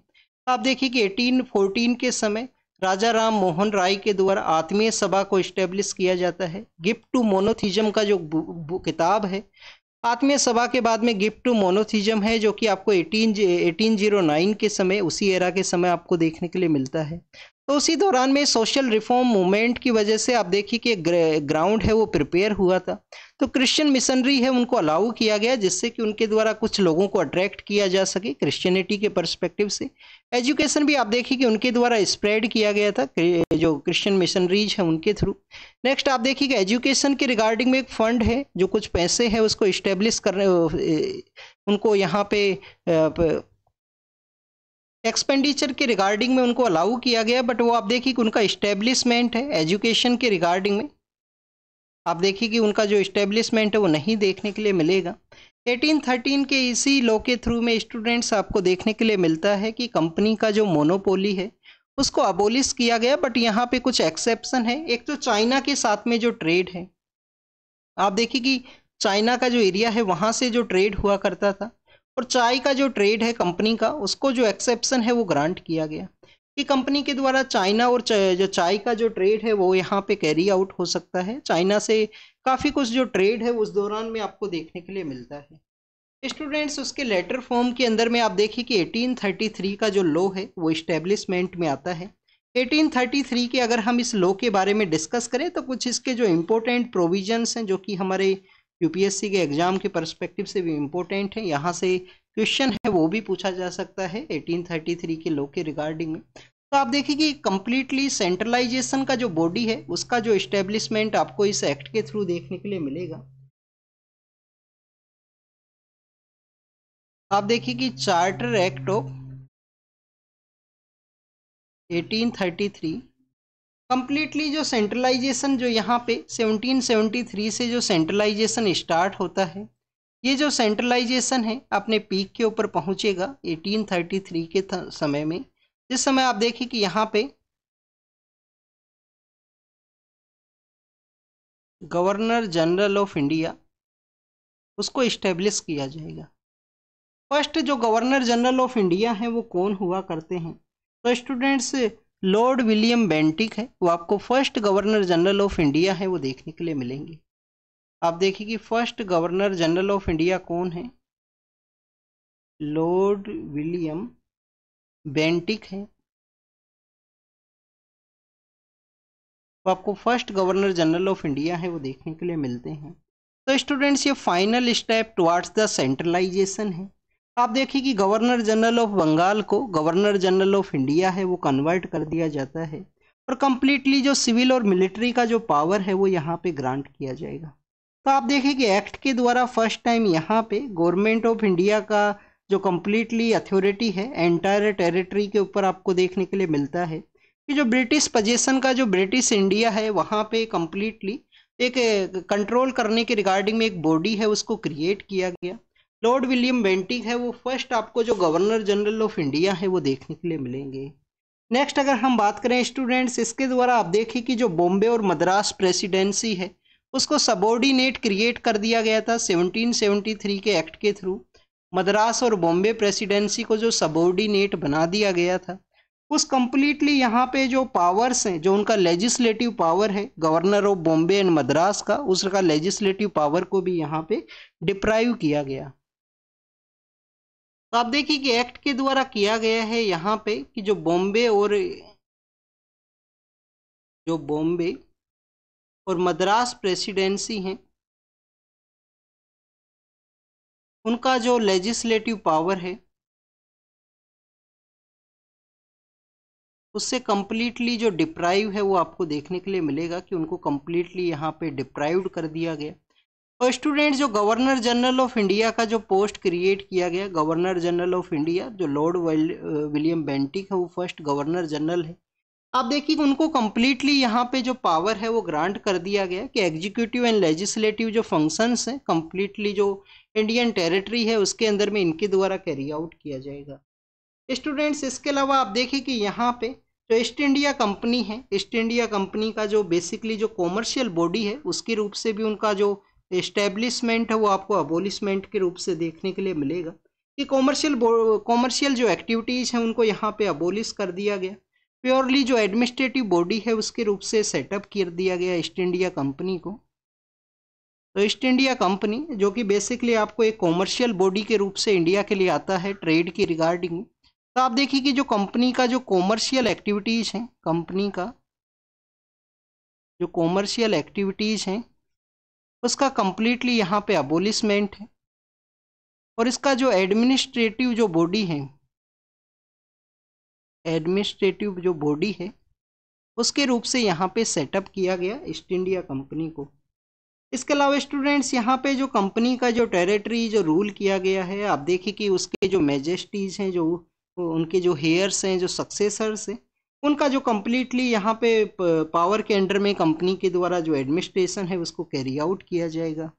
1833 के इस चार्टर एक्ट के थ्रू आप देखिए कि यहाँ पे जो सर्वेंट्स ऑफ द कंपनी हैं उनके रिक्रूटमेंट प्रोसेस के रिगार्डिंग में एक ओपन कंपटीशन सिस्टम को भी इस्टेब्लिश करने का जो प्रोविज़न है उसको इंट्रोड्यूस किया गया था।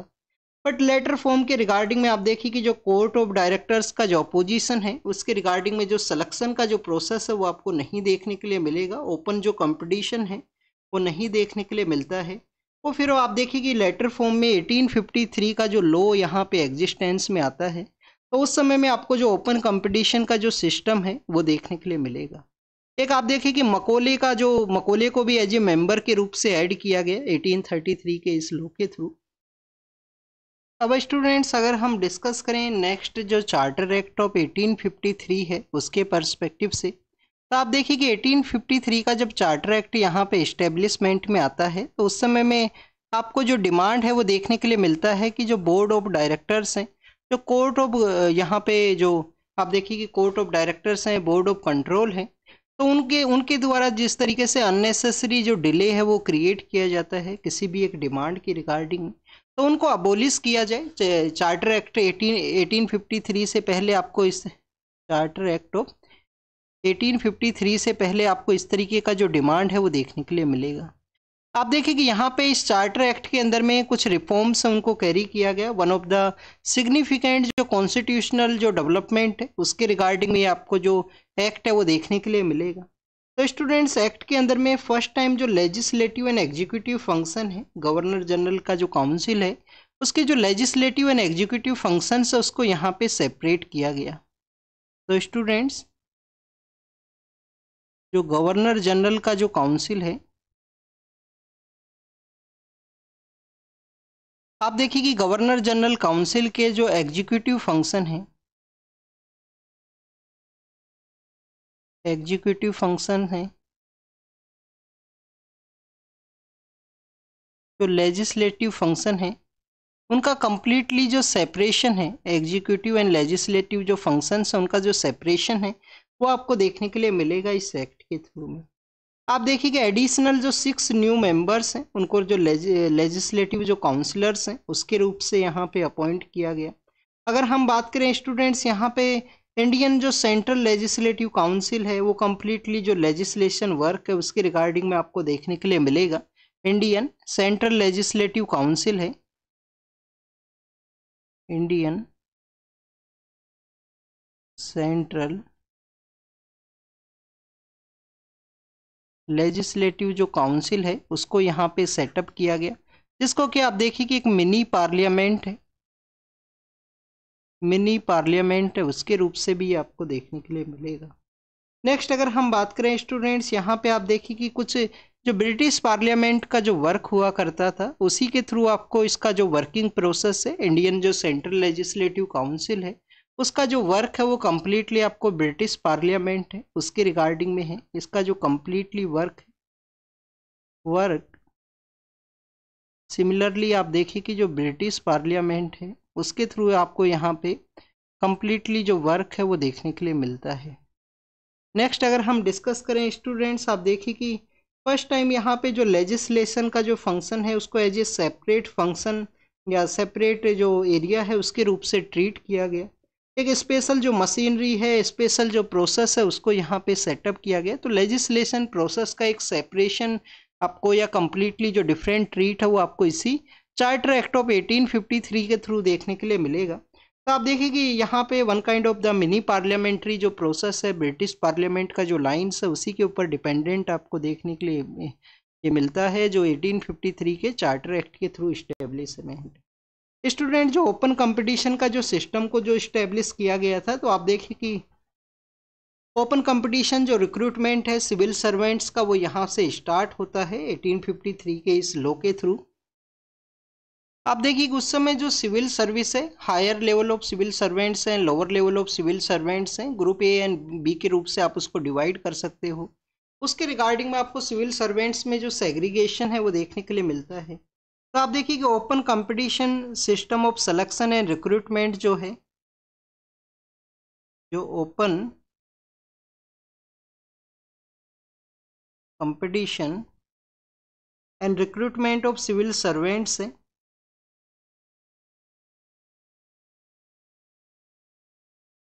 रिक्रूटमेंट ऑफ सिविल सर्वेंट्स हैं, उसका जो प्रोसेस है वो यहाँ पे स्टार्ट होगा।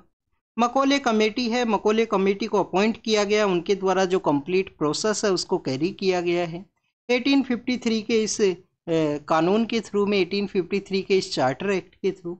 नेक्स्ट आप देखिए कि कंपनी का जो रूल है उसको एक्सटेंड किया गया, बट यहाँ पे जो टाइम पीरियड है वो नहीं बताया गया। जो 20 ईयर्स का जो टेन्योर यहाँ पे एक्सटेंड हुआ करता था। तो आप देखिए कि ईस्ट इंडिया कंपनी का जो रूल है उसके रिगार्डिंग में जो एक्सटेंशन है वो आपको देखने के लिए मिलेगा कि कंपनी का जो रूल है उसको एक्सटेंशन किया गया, बट नो यहाँ पे जो टाइम पीरियड है उसका जो मेंशन है वो नहीं है इस चार्टर एक्ट ऑफ 1853 के थ्रू। नेक्स्ट अगर हम बात करें स्टूडेंट, जो प्रीवियस चार्टर्स हैं उसके अंदर में आप देखिए कि क्लियर इंडिकेशन हुआ करता था कि नेक्स्ट 20 ईयर्स के ये जो रूल मेकिंग पावर है, जो कम्प्लीटली रूल है ब्रिटिश पोजीशन ऑफ इंडिया के अंदर में, वो ईस्ट इंडिया कंपनी के द्वारा कैरी आउट किया जाएगा। तो डेट मीन्स कि यहाँ पे कभी भी जो कंपनी का जो रूल है वो यहाँ पे आप देखिए कि रूल जो है उसको रिमूव किया जा सकता है ब्रिटिश पार्लियामेंट के द्वारा। इसके अलावा स्टूडेंट्स आपको फर्स्ट टाइम जो लोकल रिप्रेजेंटेशन है सेंट्रल लेजिस्लेटिव काउंसिल है उसके अंदर भी आपको देखने के लिए मिलेगा। आप देखिए कि 6 न्यू लेजिस्लेटिव मेंबर्स हैं गवर्नर जनरल का काउंसिल के अंदर में, और 4 मेंबर्स यहाँ पे जो लोकल जो प्रोविंशियल जो गवर्नमेंट्स हैं उनसे होने चाहिए, जिसमें मद्रास है, बॉम्बे है, बंगाल और आगरा है। तो लेजिस्लेटिव काउंसिल के अंदर में जो लोकल रिप्रेजेंटेशन है वो यहाँ से स्टार्ट होगा। स्टूडेंट्स वाइस रॉय का जो आप देखिए कि एग्जीक्यूटिव काउंसिल है, लेजिस्लेटिव जो काउंसिल है उसके अंदर जो लोकल रिप्रेजेंटेशन है, लोकल रिप्रेजेंटेशन यहाँ से स्टार्ट होता है। 4 आउट ऑफ द 6 हैं उनको आप देखिए कि जो लोकल रिप्रेजेंटेशन है वो कैरी किया जाएगा लोकल जो प्रोविंशियल जो गवर्नमेंट्स है वहाँ से। अब लोकल जो प्रोविंशियल गवर्नमेंट्स कौन कौन सा है, एक तो आप देखिए कि मद्रास है, मद्रास के अलावा स्टूडेंट्स बॉम्बे है, मद्रास है, बॉम्बे है, बंगाल है, बंगाल के अलावा आप देखिए कि आगरा है। तो स्टूडेंट्स इस तरीके से 4 जो लोकल प्रोविंस हैं उनसे यहाँ पे लोकल रिप्रेजेंटेशन आपको देखने के लिए मिलेगा। आप देखिए कि हम काफ़ी बार वॉइस रॉय के बारे में डिस्कस करते हैं, जो कि 1857 का रिवोल्ट के बाद में जो एडमिनिस्ट्रेटिव जो चेंजेस लिए जाते हैं जिसमें वॉइस रॉयज को इस्टेब्लिश किया जाएगा। वॉइस रॉय का जो एग्जीक्यूटिव काउंसिल के बारे में अगर हम डिस्कस करें तो आप देखिए कि जो 1909 का जो एक्ट है उसके थ्रू, 1909 का जो एक्ट है उसके थ्रू SP सिन्हा है, सचेंद्र प्रसाद सिन्हा है, उनको फर्स्ट टाइम यहाँ पे एग्जीक्यूटिव मेंबर के रूप से ऐड किया जाएगा। तो फर्स्ट एग्जीक्यूटिव मेंबर हैं वो जो SP सिन्हा है। लेजिस्लेटिव मेंबर्स का जो लोकल रिप्रेजेंटेशन यहाँ से स्टार्ट होता है। बट आप देखिए कि और भी जो लेजिस्लेटिव काउंसिल के अंदर राजा ऑफ बनारस है, महाराजा ऑफ पटियाला हैं, सर दिनकर राव हैं, जिनको कि 1861 का जो एक्ट है उसके थ्रू ऐड किया गया था। यहाँ पे जो मद्रास, बॉम्बे, बंगाल और आगरा से हैं वो लोकल आप देखिए कि प्रोविंशियल बताया गया है, बट कंपनी के ही जो ऑफिशियल्स हैं उनको अपॉइंट किया जाता था। ओपन कंपटीशन यहाँ पे स्टार्ट होता है, मकोले कमेटी है, मकौले कमेटी है, आप देखिए कि उसको यहाँ पे इस्टेब्लिश किया गया था कंप्लीटली जो यहाँ पे ओपन रिक्रूटमेंट है उसी के प्रोसेस के पर्सपेक्टिव से। तो student this is all the information जो हमने 1773 के रेगुलेटिंग एक्ट से लेकर जो जो हमारा 1853 का जो रेगुलेटिंग एक्ट है उसके पर्सपेक्टिव से डिस्कस किया है। 1773 से लेकर 1853 का जो रेगुलेटिंग एक्ट है उसके थ्रू डिस्कस किया है। लेटर फॉर्म के अंदर आपको देखने के लिए मिलेगा धीरे धीरे जो रेजिस्टेंस है वो क्रिएट होता है। कुछ आप देखिए कि शॉर्ट टर्म इम्पैक्ट हैं, कुछ लॉन्ग टर्म इम्पैक्ट्स हैं, धीरे धीरे जो डिसकंटेंट है वो इंक्रीज होता है इंडियन सोइल के ऊपर में। इंडियन आप देखिए कि जो रूलर्स हैं उनके द्वारा एक लास्ट अटेम्प्ट है उसको कैरी आउट किया जाता है इंग्लिश ईस्ट इंडिया कंपनी के अगेंस्ट में, जिसको कि हम 1857 का जो रिवोल्ट है उसके रूप से देखते हैं। 1857 का जो रिवोल्ट है उसके रूप से हम इसको देखते हैं। कुछ समय के लिए आप देखिए कि रिवोल्ट है वो कैरी आउट होता है कुछ एरियाज के इनिशियल फेज के अंदर। इंडियन जो रूलर्स हैं उनको जो सक्सेस है वो मिलता है, कुछ उसके बिहाइंड में कुछ रीजंस हैं क्योंकि यहाँ पे 1857 का जो रिवोल्ट है वो सक्सेसफुल नहीं हो पाया। आप देखिए कि जो वेपन्स वहाँ पे हुआ करते थे वो आउटडेटेड वेपन्स है, ब्रिटिश वेपन्स हैं जो अपग्रेडेड वेपन्स हुआ करते थे। वेरी लेस आप देखिए कि इसका जो प्रेजेंस है नॉर्दर्न पार्ट ऑफ इंडिया के वहाँ पे मेजरली प्रेजेंस देखने के लिए मिलेगा। सदर्न पार्ट ऑफ इंडिया के अंदर में इसका प्रेजेंस नहीं है। नॉर्दर्न पार्ट ऑफ इंडिया के अंदर भी आप देखिए कि जो यहाँ पे जो एजुकेटेड पर्सन्स हैं उनके द्वारा नहीं पार्टिसिपेट किया गया कंप्लीटली। जो आप देखिए कि जो कंप्लीट जो पर्सन्स हैं उनका पार्टिसिपेशन मास लेवल के ऊपर आपको नहीं देखने के लिए मिलेगा। इसके अलावा और भी काफ़ी सारे ऐसे रीजन्स हैं, लोकल जो फार्मर्स हैं उनके द्वारा आप देखिए कि जो लोकल ज़मींदार्स हैं उनके ऊपर अटैक किया गया, या कुछ ऐसे ज़मींदार से जिनको पावर से रिमूव किया गया था उनके द्वारा अपने पावर को कैप्चर करने के रिगार्डिंग में मूवमेंट को कैरी किया गया। तो कि इस तरीके से आपको जो आप डिफरेंट काइंड ऑफ आप देखिए कि उसके प्रोविजंस हैं उस रिवोल्ट के फेलियर के, क्यों वहाँ पे वेलवे के अंदर कोऑर्डिनेशन नहीं था कंप्लीटली रिवोल्ट का, क्या रिवोल्ट वन काइंड ऑफ आप देखिए कि ऑर्गेनाइज रिवोल्ट था या नहीं था। तो ऐसे काफ़ी सारे जो क्वेश्चंस हैं वो आपको हिस्ट्री का जो पार्ट है उसके अंदर आपको अंडरस्टैंड करने का ज़रूरत है कि क्यों वो रिवोल्ट है वो यहाँ पे फेल होता है, उसके बिहाइंड के क्या रीजन है। स्टूडेंट्स रिवोल्ट को कैरी आउट किया गया उससे पहले आप देखिए कि ब्रिटिश जो पर्सन्स हैं उनको कुछ डिफीट आपको यहाँ पे देखने के लिए मिलेगा। जैसे कि आप देखिए कि संताल का जब रिवोल्ट होता है, संताल के रिवोल्ट के अंदर में इनिशियल फेज के अंदर जो संताल जो ट्राइबल कम्युनिटीज़ हैं उनको आप देखिए कि जो सक्सेस मिलता है जिसमें सीडो एंड कानू नाम के जो ब्रदर्स हैं उनके द्वारा उस मूवमेंट को लीड किया जाता है। तो स्टूडेंट संताल के अंदर में जिस तरीके से आप देखिए कि उनको सक्सेस मिलता है वो one kind of motivating factor है जो कि हमारी मासेज के लिए देखने के लिए मिलेगा। इसके अलावा अखबान वॉर है, अखबान वॉर के अंदर भी जो ब्रिटिश है उनको आप देखिए कि जो यहाँ पे कंटिन्यूस जो रेजिस्टेंस है वो देखने के लिए मिलता है। ऐसे भी कुछ फैक्टर्स हैं जिनका क्रीमिया वॉर है, अखबान वॉर है, संताल का जो यहाँ पे रिवोल्ट है, तो कुछ ऐसे इश्यूज हैं जिनने भी आप देखिए कि कुछ यहाँ पे जो फैक्टर के रूप से रोल प्ले किया गया जिससे 1857 का जो रिवोल्ट है वो वहाँ पे कैरी आउट होता है। तो स्टूडेंट्स 1857 के रिवोल्ट के बाद में आप देखिए कि वहाँ पे ब्रिटिश अथॉरिटीज़ को लगता है कि लोकल पर्सनस हैं जो कम्प्लीटली एडमिनिस्ट्रेटिव रिफॉर्म का ज़रूरत है, एडमिनिस्ट्रेटिव रिफॉर्म को कैरी आउट करने का ज़रूरत है। उसी के रिगार्डिंग में आपको आप देखिए कि 1858 का जो कानून है वो आता है जिसको कि act of good government of India का जो नाम है वो दिया गया था। जैसे कि आप देखिए कि वाइट मैन्स बर्डन एक आपको जो टर्म है वो देखने के लिए मिलती है कि इंग्लिश ईस्ट इंडिया कंपनी या इंग्लिश जब भी कॉलोनियल एरा को कैरी आउट किया गया तो इस तरीके से नेम थोड़ी दिया गया था कि हमारे द्वारा जो प्लंडर है, हमारे द्वारा जो लूटपाट है उसको कैरी आउट किया जाएगा। आप देखिए कि वाइट मैन्स बर्डन का उसको नेम दिया गया कि वाइट मैन्स का रिस्पॉन्सिबिलिटी है कि कंप्लीटली जो वर्ल्ड है उसको एजुकेट किया जाए कॉलोनियल इस रूल के थ्रू में। तो स्टूडेंट्स आप देखिए कि उसी के लेटर फॉर्म के अंदर 1858 के अंदर में एक्ट ऑफ गुड गवर्नमेंट वो आपको देखने के लिए मिलता है। एक्ट ऑफ गुड गवर्नमेंट के थ्रू यहाँ पे ईस्ट इंडिया कंपनी का जो रूल है, ईस्ट इंडिया कंपनी का जो रूल है उसको आप देखिए कि अबोलिश कर दिया गया। ईस्ट इंडिया कंपनी का जो रूल है उसको कम्प्लीटली अबोलिश कर दिया गया है। जो कम्प्लीटली यहाँ पे जो पावर है, पावर को जो ट्रांसफ़र है वो आपको देखने के लिए मिलता है ब्रिटिश क्राउन को। जो ब्रिटिश क्राउन है उनको जो पावर है वो यहाँ पे ट्रांसफ़र कर दिया गया। तो आप देखिए कि इस जो एक्ट है उसको हम नेक्स्ट क्लास के अंदर कंटिन्यूस करेंगे। 1858 से लेकर हमारा जो इंडिपेंडेंस एक्ट है 1947 का, उसके अंदर क्या क्या जो चेंजेज है वो यहाँ पे कैरी हुए हैं, वो नेक्स्ट क्लास के अंदर हम कंटिन्यू करते हैं उसे। तो उससे पहले इन सभी प्रोविजंस को आप अच्छे से याद कीजिए, अच्छे से इनको रिवाइज कीजिए। तो thank you students, thank you very much.